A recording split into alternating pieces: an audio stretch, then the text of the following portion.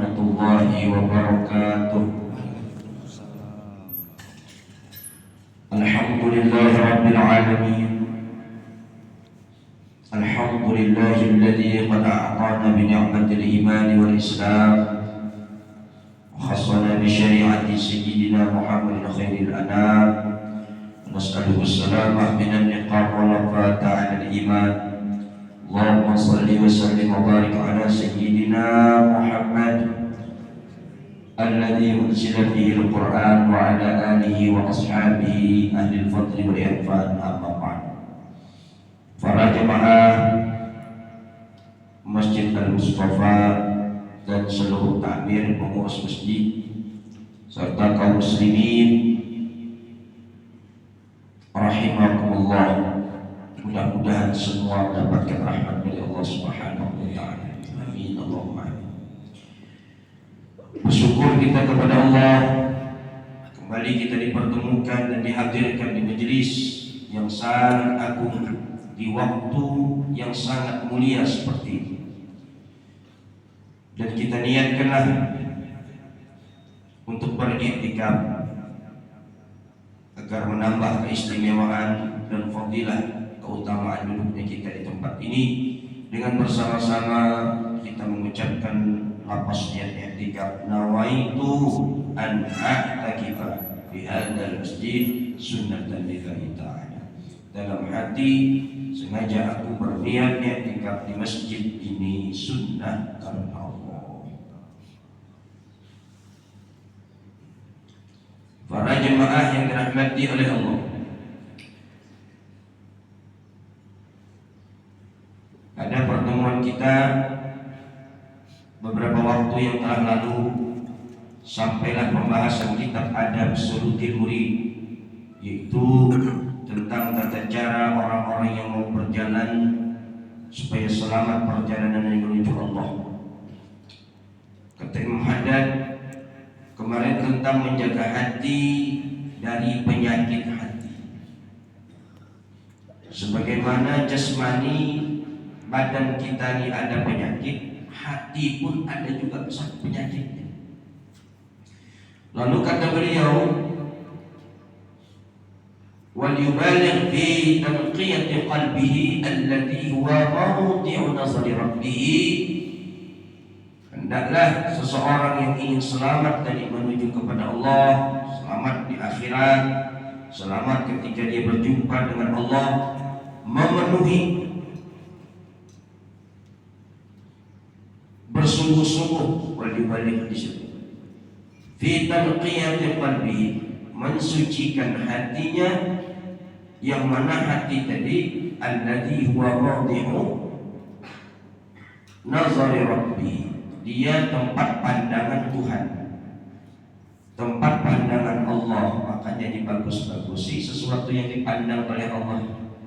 Kalau jasmani kita ini tidak menjadi ukuran, tidak dipandang oleh Allah, dalam artian di hadapan Allah jasmani ini tidak berharga, ya kan?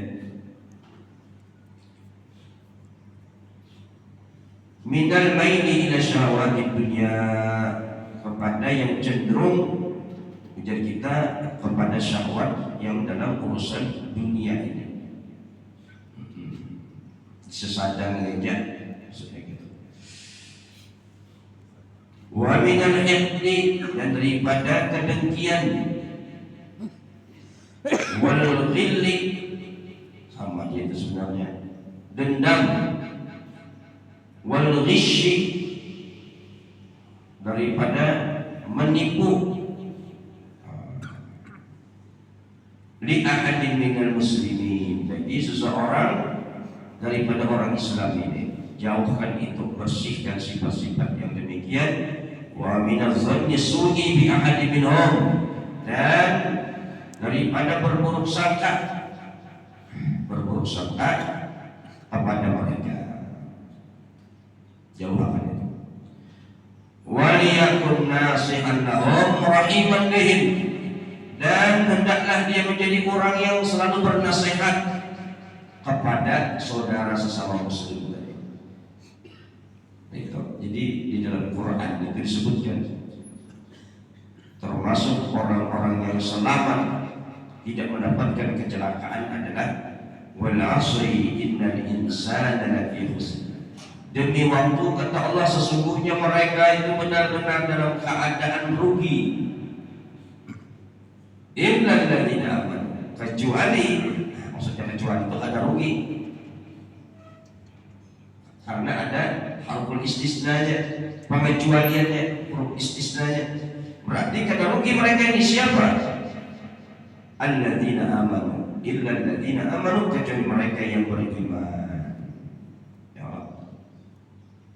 Siapa lagi yang kedua? Wa amilus shalihat, mereka yang beramal saleh itu kata rugi. Pertama beriman, yang kedua mau beramal saleh, yang ketiga wa tawassaw bil haqq. Nah ini, dan dia bernasihat dalam kebenaran. Wa tawassaw bis sabr, dan yang keempat bernasihat dalam kesabaran. Nah termasuk bernasihat dalam kebenaran tadi. Jadi apabila lagi kawan etam yang umpamanya hendak menuju jalan yang kada baik, kita nasihati. Karena yang namanya nasihat itu adalah iradatul khair. Yang namanya nasihat itu menghendaki kebaikan. Itu nasihat. Menghendaki orang itu mendapatkan kebaikan, menginginkan orang lain itu menjadi baik, itu nasihat. Kayak kita juga bawa anak di rumah, dipadahi anaknya, anaklah, kaina kalau kamu kuliah di Jogja sembahyang naklah. Nah itu maksud kita tuh supaya anaknya dapat kebaikan, anaknya menjadi baik. Berarti apa yang kita bicarakan itu, apa yang kita omongkan itu nasihat namanya. Iradatul khair tadi itu Bang, menghendaki kebaikan, nasihat. Tapi ada juga kayak nasihat tapi menjebak. Ada. Iblis ketika dia merayu Adam ini kan larangannya apa? Dalam Al-Quran kan disuruh oleh Allah, wahai Adam, uskun anta, tinggallah kamu di surga ini, ya kan? Wajau juga beserta istrimu, makanlah damai. Monggo sampean mangan sekarang awakmu, silakan kamu makan semaumu, minum semaumu, tapi la taqraba hadhihi syajarah, jangan kalian berdua mendekati pohon ini. Maksudnya mendekati itu jangan memakannya. Amunah lain makan damai, minum damai, tapi pohon ini lah jangan sekali-kali kalian memakannya, mengkonsumsinya. Nah, iblis tahu kayak apa menyesatkan Adam ini. Lalu kata iblis, manahakuma rabbukuma an hadhihi syajarah. Itu jangan sadar ayatnya itu. Adam, Hawa, manahakuma rabbukuma an hadhihi syajarah. Tidaklah Tuhan kalian itu melarang kalian berdua ini memakan pohon ini, illa an takuna malakaini, kecuali supaya kalian itu jangan jadi malaikat. Coba kalian makan dong. Tuhan itu sebenarnya melarang kepada bapak supaya kalian berdua ini jangan jadi malaikat. Coba kamu makan, pasti kalian akan kekal kayak malaikat, tak mati-matian, panjang umur. Nah, ujar iblis ujungnya apa? Aku menasihati aja.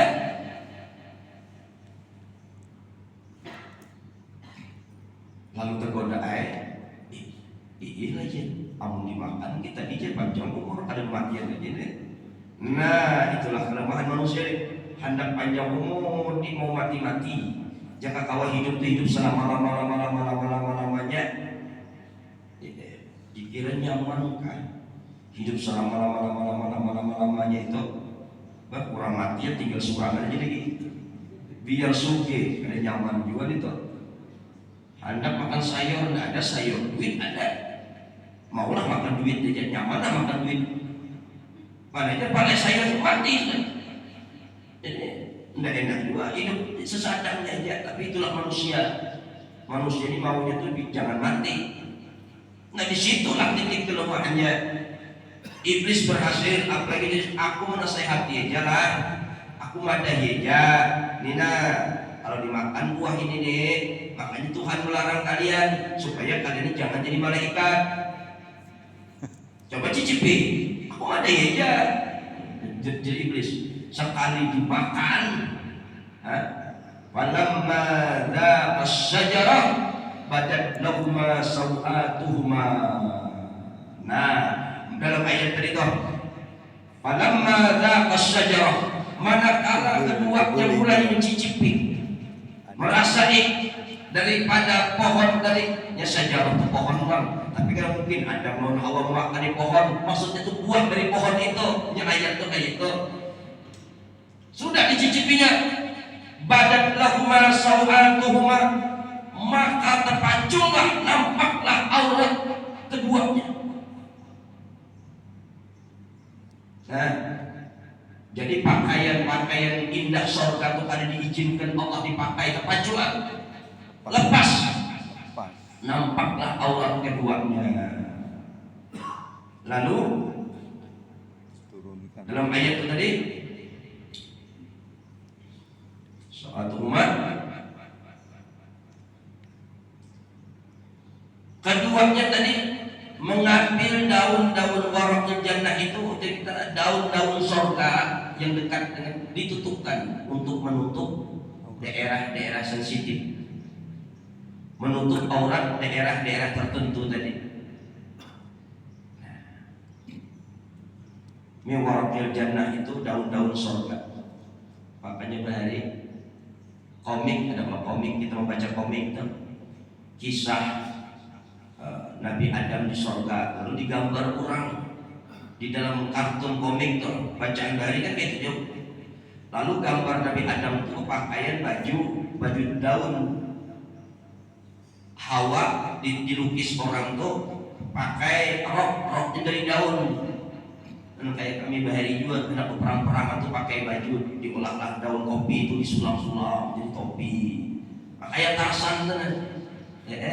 Kayak itu digambarkan dalam komik-komik tuh. Nabi Adam pakai baju daun, ya kan? Siti Hawa pakai rok dari daun. Sebenarnya memang ada ayat itu menceritakan bagaimana ketika mereka merasa bahwa tidak ada sehelai benang pun pakaian sutra, bertitah apa aja kita berhiaskan permata mahal di dalam surga, Nabi Adam langsung terlepas semua, kelihatan auratnya. Lalu mereka mengambillah waqafiqah, itu kan jadi kita memetik daripada miwarakil jannah, daun-daun surga. Dan cuman orang komik tadi digambarnya ayat itu hendak memahamakan dalam ayat tadi itu mereka malu. Nah, lalulah ada yang menambahkan, makanya jer ada sampai ke perut. Adam sampai tenggorokannya tok dikacak orang, ya timbul tekok ini. Nah, ini kenangan-kenangan Adam dikacak malaikat. Ini jer tok, ya ini nih lelakian. Ya kalau nah bini Hawa ada sampai ke perut, cuma tak bawah sedikit. Ampun Hawa, buah tadi nggak sampai ke perut tapi agak rendah sedikit. Lalu bini-bini itu ada tandanya. Pinjol. Ya kan? Itu oleh-oleh. Pinjolan. Wallahu a'lam ayatnya mana, cuman masuk akal juga. Kami lagi yang ada ini tandanya, bebinian ada tandanya juga. Paham ya kalau saya sama begini itu. Nah, hanya sadar, kita tertipu. Iblis kegirangan. Nah, itu kayak menasehati, aku mah ada jadi iblis. Itu juga kadang-kadang kawan itu bisa juga menjebak. Penjahatnya kawan juga. tahulah yang apa aja kalau aku ada hijah. Ternyata datang polisi menangkap. Nah, kawan menjebak tadi. Hati-hati. Jadi kita bernasihat lawan orang itu ada kebaikan. Ketika orang tadi itu, ketika kita bernasihat atau sabil haq, kita bernasihat dengan kebenaran, lalu orang tadi mengumpati kebenaran itu, terbuka hatinya mendengar nasihat kita, maka selama dia dalam kebaikan, maka kita yang menasihat itu dapat terus kebaikannya. Memadai kawan sembahyang, ternyata terbuka hatinya, sholat dia mulai saat itu. Selama itulah kita yang dulu membukakan, menunjukkan jalan kebaikan itu mendapatkan pahalanya.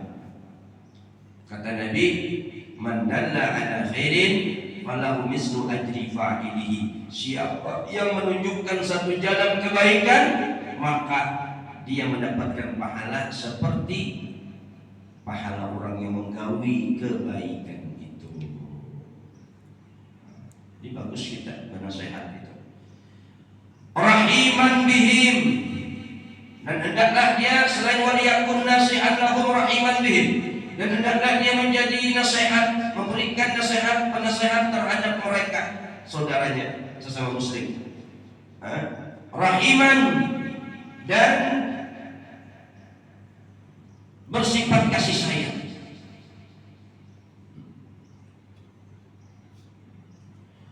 Musfiqan alaihim, dan berlembut-lembut atas mereka. Musfiqah suqqah.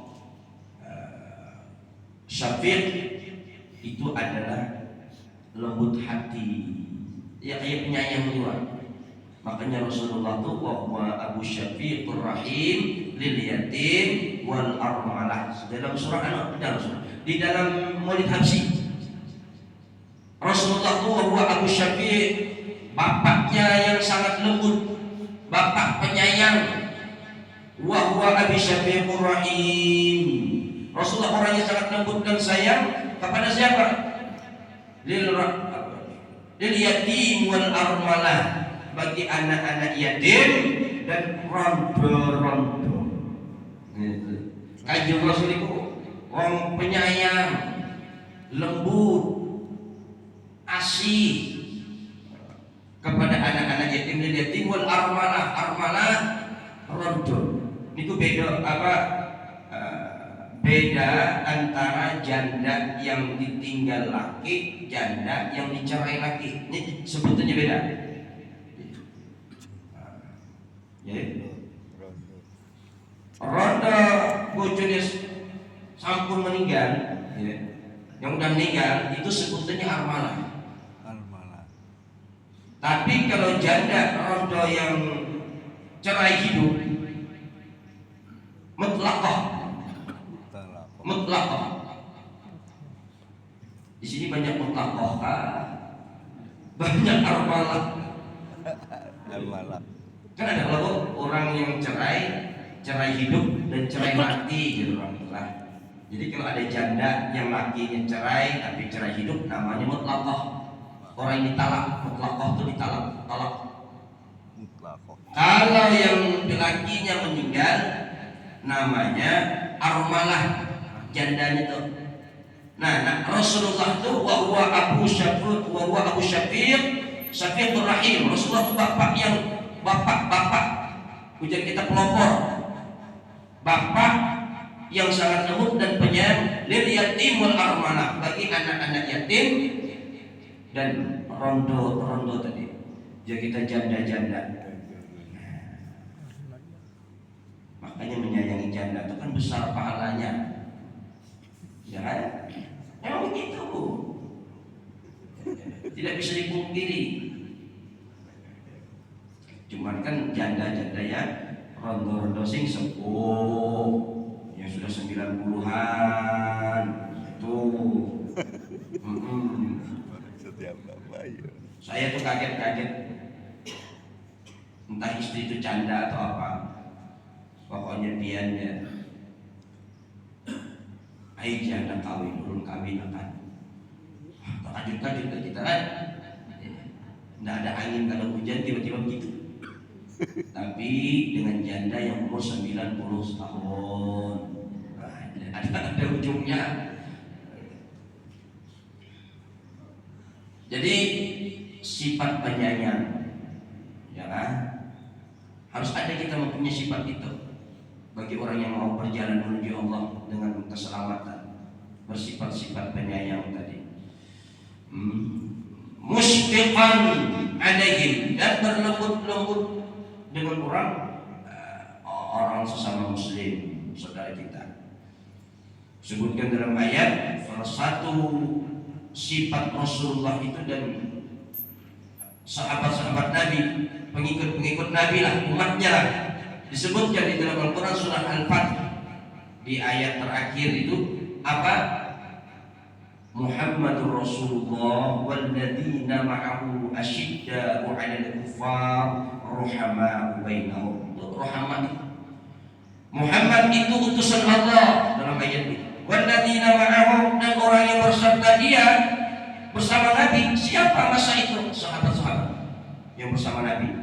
Dan sekarang siapa? Ya kita ini pengikut Rasulullah, umat Rasulullah. Ruhama asyidda'u 'alal kuffar. Pertama, sifat mereka itu keras dengan orang kafir. Keras dalam artian bukan ketemu orang kafir ditampar, ketemu orang kafir diinjak, bukan begitu.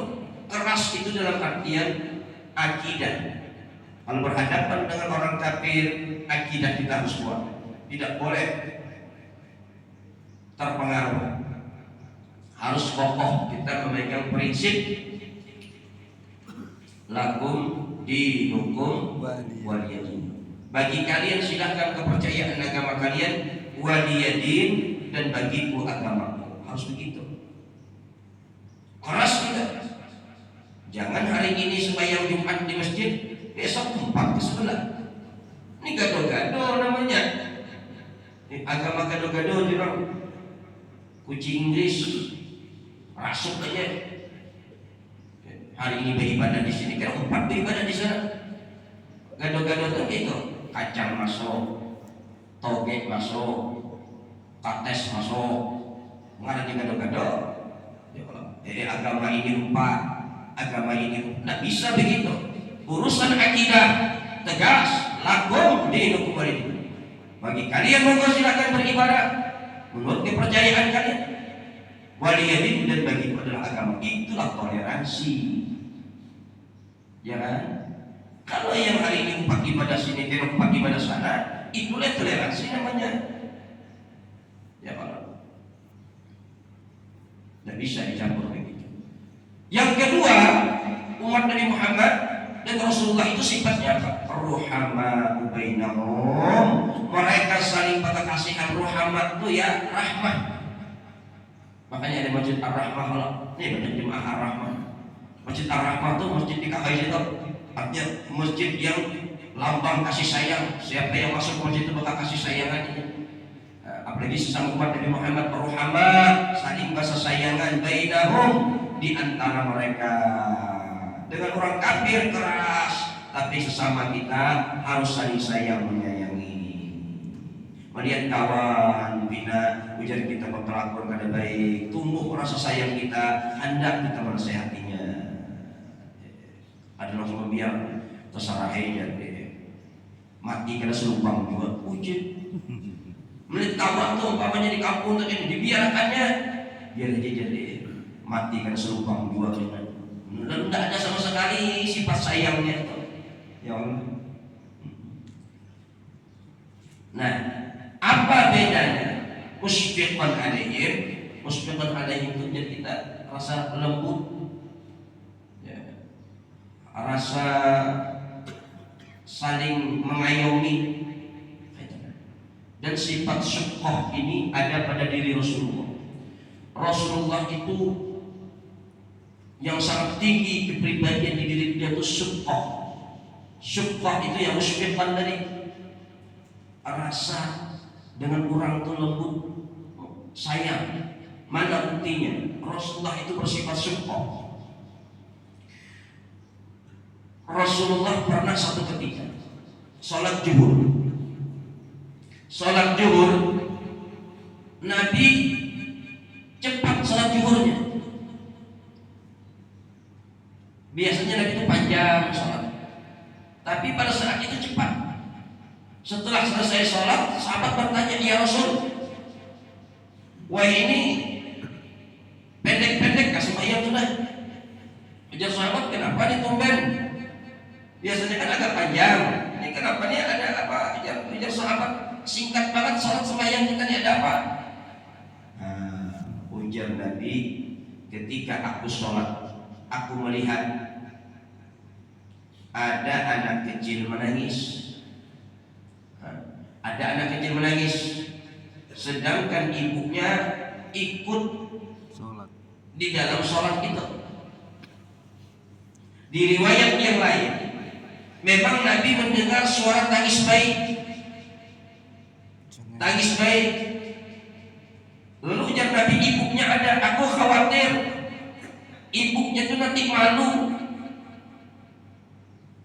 Ini ada kelompok bayi tak? Tidak ada bayi kalau bu. Nah, sesuai umur juga kamu lihatnya. Kalau mungkin ibu bayi yang pulang nih, paling cucuk ke bawah, ya kan? Lalu ujar Nabi, kan biasa gitu kan? Allah Akbar sembahyang, nangis ke anaknya.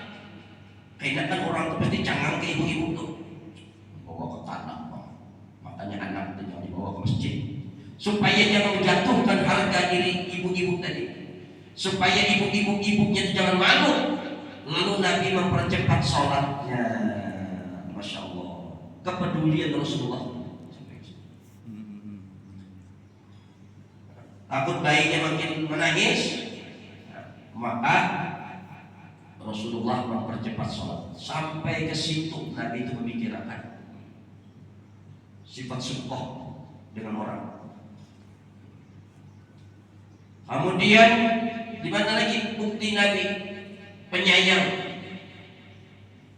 Jadi Rasulullah itu pada satu kondisi berperang Nabi,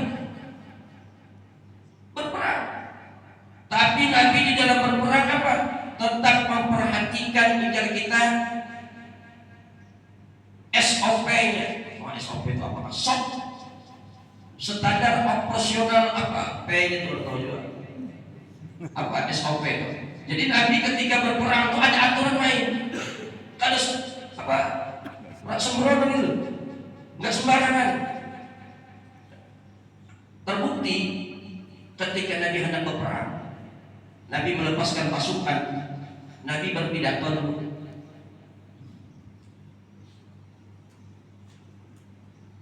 Pidato Nabi apa? Yang terkenal itu. Kata Nabi, "Uzu bismillah." Berangkat peranglah kalian dengan nama Allah. Dipesan Nabi pasukan ini. Uzu bismillah. Peranglah kalian atas nama Allah. Fi sabilillah, di jalan Allah. Qatilu man kafara billah. Silahkan bunuh orang yang ingkar dengan Allah. Ughzu wa la tahullu, kata Nabi, berperanglah kalian tapi jangan berlebih-lebihan. Jangan keterlaluan, jangan gulu. La tahullu itu jangan berlebih-lebihan, ya kan? Wala taqdiru, kata Nabi, jangan kalian mundur. Wala taqdiru, jangan kalian lari daripada berpaling daripada medan perang. Wah, ini kalau ingat benar-benar perkataan apa sepuh-sepuh. Kalau kita nanti jadi berperang dengan orang kafir itu kita tidak boleh selangkah pun mundur ke belakang. Ternyata ini dalilnya. Wala taqdiru, kata Nabi, jangan kalian mundur lari dari medan perang. Wala tumassilu, jangan kalian mencincang-cincang, memutilasi musuh kalian. Jadi kalau hendak membunuh itu pak tebasnya. Jangan cucuk disiksa-siksa, jangan. Wala tumassilu itu jangan dimutilasi, dipotong-potong. Nah, itu pesan Nabi. Hebatnya akhlak dalam perang itu ada. Masih berlaku sumpahnya Nabi. Apalagi kata Nabi, wala taqtulu walidan, jangan kalian membunuh anak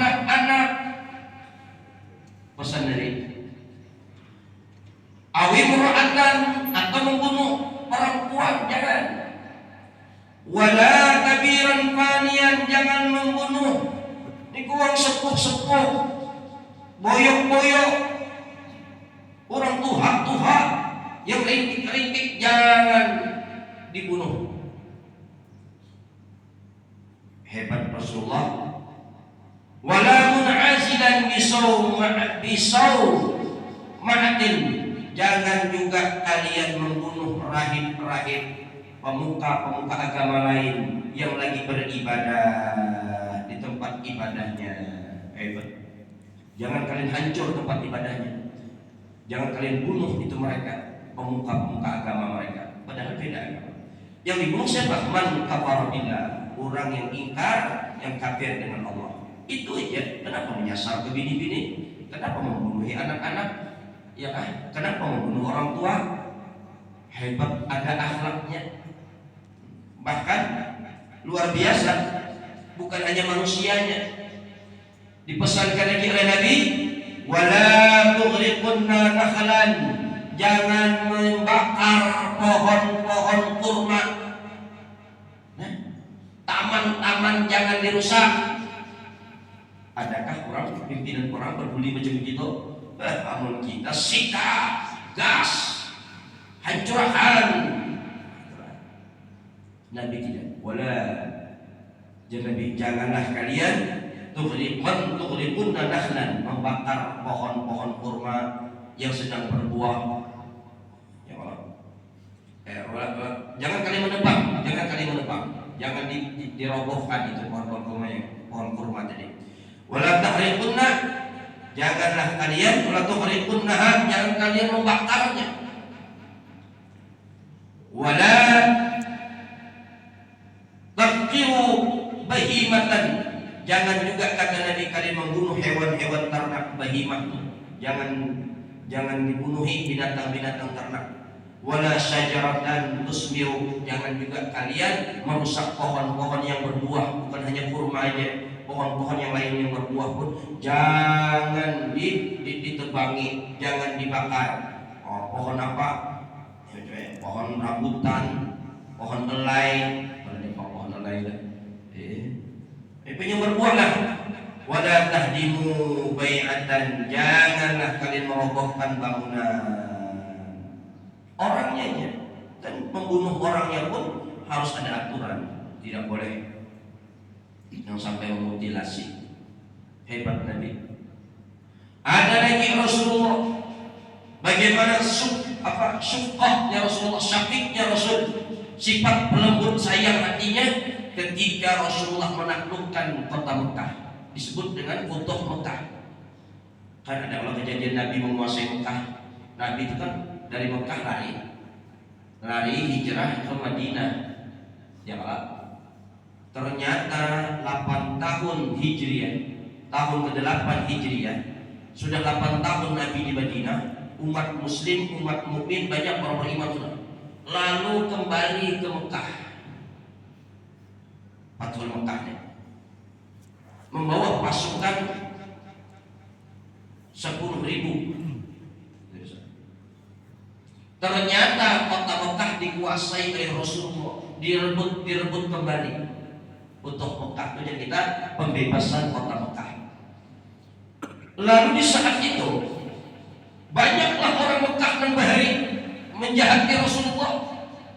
Orang-orang Mekah yang diusir dengan Nabi, menghina Nabi, melukai Nabi, membaikkan Nabi kita Muhammad. Setelah Nabi membawa pasukan banyak dan Mekah bisa ditaklukkan, diambil alih oleh Rasulullah dengan pasukan, lalu ketar-ketirlah keluar dan buahnya habis kita sudah game sudah buahnya. Nabi Muhammad membawa pasukan, kita hari ini panjangan habis dan kita disembelih. Nabi Muhammad sudah kita dibunuhnya sudah. Ada dulu namanya Abu Sufyan.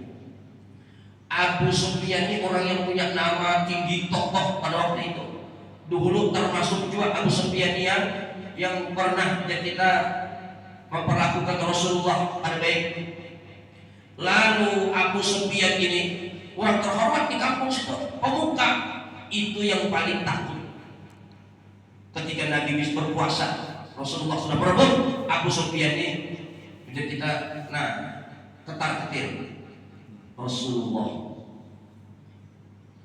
ketika melihat keadaan seperti itu, Nabi itu tahu keadaan hati Abu Sufyan, penuh ketakutan dan akan malu apa yang dilakukan Rasulullah kepada dia nanti dengan jemaahnya, dengan pengikutnya. Ya, apa kata Nabi? Tidak usah takut.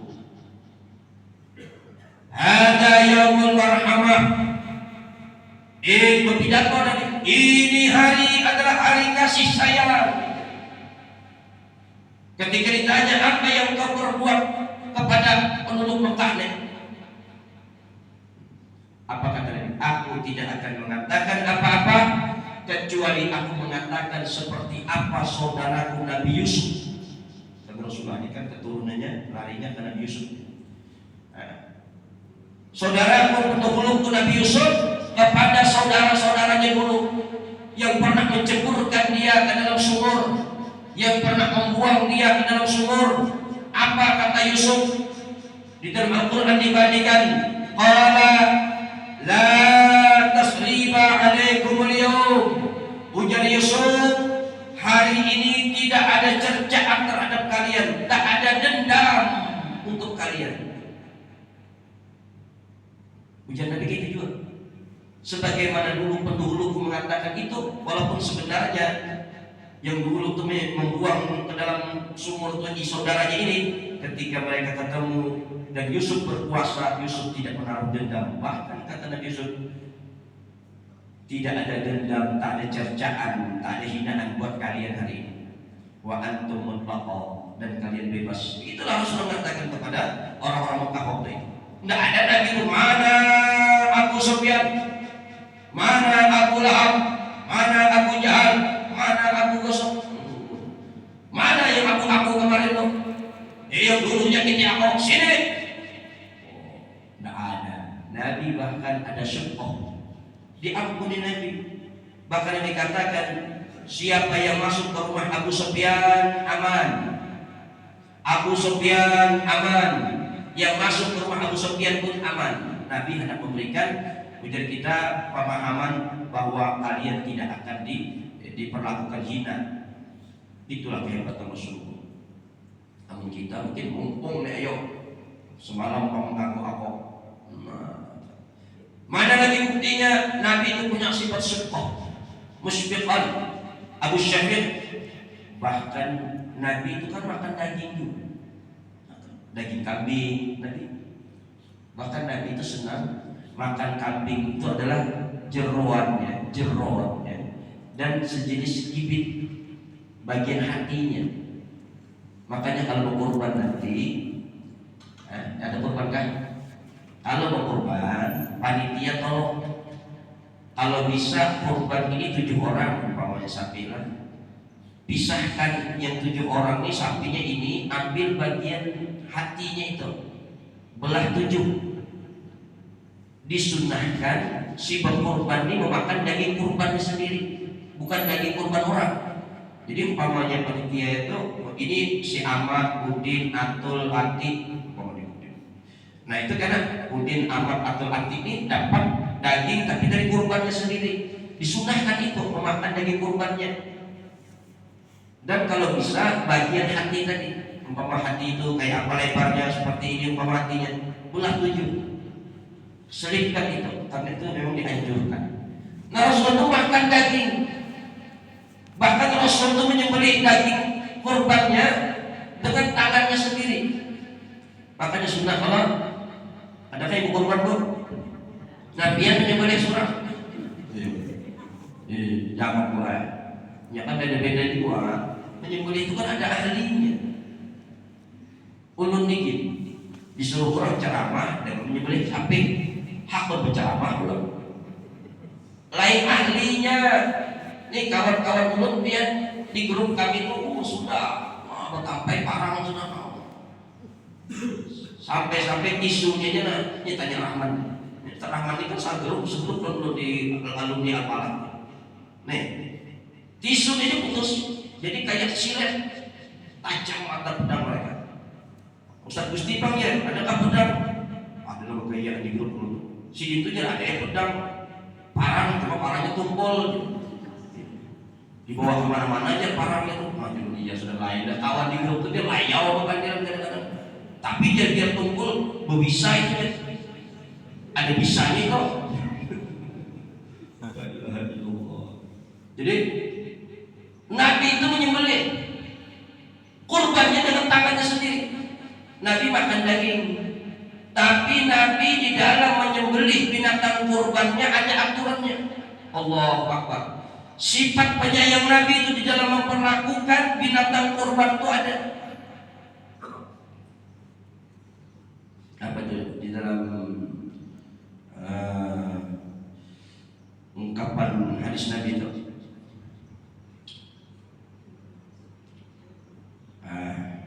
Inna Allaha katabal ihsan ala kulli syai. Sesungguhnya Allah mencatat kebaikan di atas segala sesuatu. Atas segala sesuatu itu ada kebaikan yang dia beri. Fa idza qataltum fahsinul qitlah. Apabila kalian membunuh, maka baguskanlah bunuhan itu. Ya kayak tadi itu. Kalau kita berperang, kita membunuh orang tuh, bahkan yang paling cepat bunuhan yang terbagus itu dengan pancung bagian leher. Jadi seindah-indah pembunuhan di dalam perang itu adalah kita memancung leher musuh kita, karena sakit itu ada terasa. Putus, ya kan? Kamu dicucuk, masih sakit tidak? Apalagi kada mati, sakit benar. Ya kan? Makanya hukum pancung itu kalau algojonya ada tuh khusus, makanya di Mekah tuh algojonya itu keturunan. Punya kita keturunan penjagal juga. Mungkin kaitnya tuh mbahnya itu memang tukang jagal. Abahnya, enak anaknya tukang itu. Karena jiwa algojo itu harus, jangan ada jiwa kasihan, harus tegas. Pedangnya pun khusus. Orang itu menumpukin terus sekali aja tepat karena ahlinya tepat. Coba pada ahlinya tuh sekali aja ada putus aja kepala orang tersiksa kalau tak. Jadi memang itu aturannya. Makanya kata Nabi tadi itu, Innallaha katabal ihsan ala kulli syai. Sesungguhnya Allah mencatat untuk memerintahkan berbuat kebaikan atas segala sesuatu. Fa idza qataltum fahsinul qatlah. Apabila kalian membunuh, baguskan bunuhan itu dengan pancung tadi, itu cara terbagus. Nah, wa idza dzabhtum, sampai ke situ. Dan apabila kalian menyembelih, fa ahsinuz dzibha, kata Nabi. Fa ahsinuz dzibha itu baguskanlah sembelihan itu. Binatang itu diperlakukan bagus. Bagaimana aturannya ada Allah? Binatang jangan disakiti ketika hendak dikurban. Kamu di kampung ulun bertindih balok berapa 20 kali 20 itu dasar bujur. Makanya sekarang ini adalah sembelihan halal DSH, bubuhan yang sembelih halal itu memperlakukan secara syar'i. Binatang itu betul-betul diperlakukan secara sesuai syariat. Dan Nabi tadi, baguskan sembelihanmu, termasuk yang Nabi dalam hadis wal yuhidda ahadukum syafratahu. Hendaklah menajamkan salah satu di antara kalian akan mata pedangnya, mata pisaunya, ditajamkan, diasah. Makanya kawan ulun tadi yang putar parah tadi, putusnya dia, saking tajamnya yang lembut begini pun putus. Apa tes testimoninya? Lalu ada di parang di rumah. Ada parang, ulun menyembelih, ulun pinjam ke kawan aja titip lah. Supaya ada juga tuh anunya, makan darahnya, tapi darah anu aja, darah sapi, darah kambing aja, titip ulun. Membeli di pasar Kedondong, ada kawan menjual. Tapi ulun surah tidak pernah menyembelih. Jangankan itu ayam aja gitu ulun suruh kurang, ulun ikut aja. Lain anunya jiwanya. Timbul ragu-ragu kena separuh ayam orang, separuh sapi orang, kacau kita. Ya, nah lalu apa kata Nabi? Waliyuhidda ahadukum sabratahu, hendak menajamkan salah satu di antara kalian mata pisaunya tadi. Waliyurih zabihatahu, dan hendaklah direhatkan ujar kita, disenangkan hewan binatang kurban itu, jangan disiksa.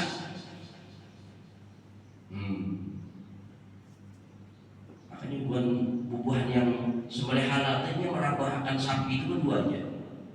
Ada tekniknya. Ada nanti kacak-kacak daerah mananya, Pak. Berapa sapi itu? Ada cuma yang berbisik ini, bisik ini berapa sapi? Ada gitu, ada anunya lah. Ada keahliannya. Diperlakukan bagus, bayangkan Nabi. Bahkan dikatakan kata Nabi, kalau kalian mengasah, jangan dihadapkan kambingnya. Nah itu sampai kayak itu Rasulullah pun adakah orang memikirkan sampai memperlakukan binatang kurban kayak itu. Jangan di muka binatang kurban itu, ini bisa perasaan juga. Takut dia. Takut. Walaupun yang ada misi jadi tak akal, binatang itu ada akalnya, tetapi ini bisa perasaan juga. Ya setengah tadi mati kau dindingnya. Ya yang sapi itu lari. Unggang-langgang itu ada biar kasus-kasus sapi lari itu. Nah itu mungkin ya ada insting. Dan kata Nabi lagi, jangan kalian sembelih di hadapan kawanannya. Jangan itu. Nah itu kan luar biasa syekahnya Rasulullah itu sampai ke situ. Binatangnya itu dipikirkan Nabi. Ya Allah. Manusia yang luar biasa. Kemudian mu'taqidal khaira fihim, hendaklah kita berkeinginan untuk kebaikan buat saudara-saudara kita tadi. Kadang nak mencelakai dia, mudah saudara kita itu mendapatkan kebaikan. Mu'taqidan itu jadi kita menginginkan, ya kan, supaya al khaira fihim, mendapatkan kebaikan mereka itu. Yuhibbu lahum ma yuhibbu li nafsihi minal khair, dan dia hendaklah orang yang jadi kita murid tadi itu yang berkeinginan selamat menuju Allah tadi, menghendaki pula mencintai mereka ma yuhibbu li nafsihi, sebagaimana dia mencintai dirinya sendiri, minal khair, daripada kebaikan itu. Wa yakrahu lahum ma yakrahu li nafsihi minasyarr, dan dia merasakan tidak suka, tidak menyukai bagi mereka itu apa yang tidak disukai oleh dirinya sendiri. Dan kita apa yang membuat senang kita, begitu juga kita menginginkan kawan kita itu senang. Sesuatu yang kita tidak sukai daripada kejahatan, begitu juga kita ada ingin saudara kita ini mendapatkan kejahatan, minasyari, daripada kejahatan tadi. Lalu wal a'lam ayyuhan murid anna lil qalbi ma'asi hiya afhas wa aqbah wa akhbas min al ma'asi jawarih. Apa artinya? Kita sambunglah pada bulan berikutnya. Nah, mudah-mudahan kita selamat dunia akhirat. Al-Fatihah. Iya, Amin ya Allah ya Rabbal alamin. Bismillahirrahmanirrahim. Rabbil alamin. Allahumma shalli wa sallim wa barik ala sayyidina Muhammadin wa ala alihi wa sahbihi ajma'in. Allahumma inna nas'aluka ilman nafi'a wa 'amalan mutaqabbala wa rizqan wasi'an halalan mubarakan thayyiban. Sallallahu ala sayyidina Muhammadin wa ala alihi wa sahbihi wasallam. Alhamdulillah rabbil alamin. Taqabbalallahu minkum inna wa minkum taqabbal ya karim. Wa bi ta'ala wa halal wa tasul. Wassalamualaikum warahmatullahi wabarakatuh. Ya Nabi